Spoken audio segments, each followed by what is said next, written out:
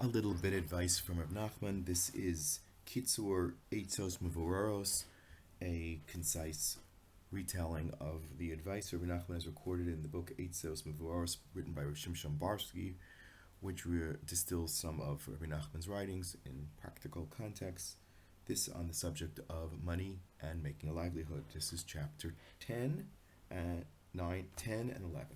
In chapter 10, Rabbi Nachman teaches us that there is a bit of advice on how to overcome an unhealthy lust for money, and that is to look deeper at where money comes from. Money is from a divine origin. There's nothing evil about it. It's actually quite holy. Where does it come from? It comes from a bounty that shines from above, from Hashem, like a light that distills itself in this world, sent from Hashem in the form of money and wealth. That's how it materializes. But what's behind it is a very, very holy origin. This is as I said, a very thin and pure light of holiness that Hashem bestows upon certain people, who He wishes to bestow this wealth upon. And when this holy light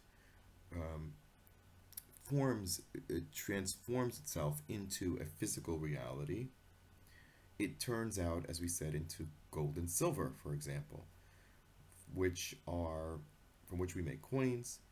And because of the Yetzer Hara's great desire for money, we look at it as something that we want to desire for its own self. However, we have to understand that money comes from a very holy place, and therefore should be used not in a context of lust, but in context of careful thinking about how to bring Hashem's goodness to the world.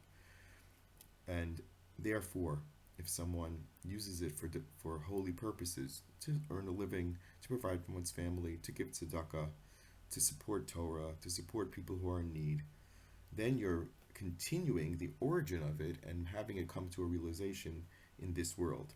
Now, Rebbe, the Gemara in Eruvin, Daf Pei Vav, teaches us, was Mechabed Ashirim. The Rebbe used to give great honor to those who are wealthy, whether or not they were great observers or learners of Torah or had such refined character, because Rebbe understood that they have been granted a connection to a divine, holy source of energy. Actually, Nachman explains that these people who are extremely wealthy, who hire people to work for them or make investments in things that benefit the greater community, such as factories and jobs and malls and so on, whatever it might be, real estate, these people actually are given the divine mission of providing for many, many people that are attached to them. Those sort of like souls that fall within their jurisdiction, as it were, in this world.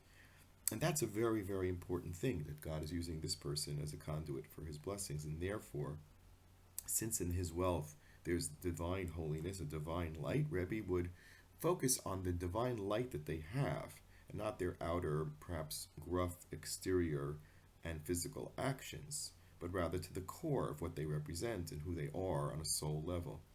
By focusing on the holiness of money and its source as a shefa of very, very pure light, then one can begin to approach it, and not from a point of lust or desire, from a point of honor, respect, and dispensing it with proper responsibility as a agent or servant of Hashem.